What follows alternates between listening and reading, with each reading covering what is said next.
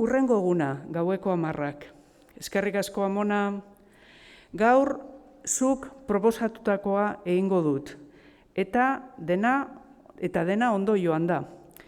Eskolara baino lehen parkera joan naiz. Gako batez usategiko atea zabaldu, pistola utzi genuen gordelekutik hartu eta motxilan sartu dut. Gero usategiko atea berriro itxi dut.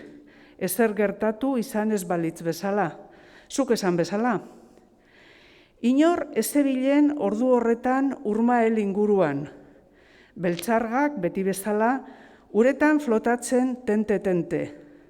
Ahateak berriz loseko, buruak lumen artean sartuta. Sorte handia izan dut. Hemen batean pistola motxilatik atera eta uretara bota dut. Zahatz negartia dagoen lekuan hain zuzen. Lekurik eskutuenean ur gainetik ez baita ezer ere ikusten. Denbora asko pasatuko da norbaitek arma hori aurkitzen duenerako, eta gainera ordurako urak hondatua egongo da.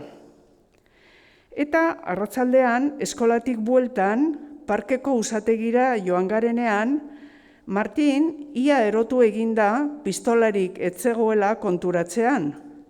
Nik zeharo harrituta dagoenaren planta egin dut inuzente aurpegiarekin. Oso ondo nioen neure artean. Oso ondo egindun Joldi, esaten nion neure buruari. Begira eta begira jardun dugu, baina ezer ere ez.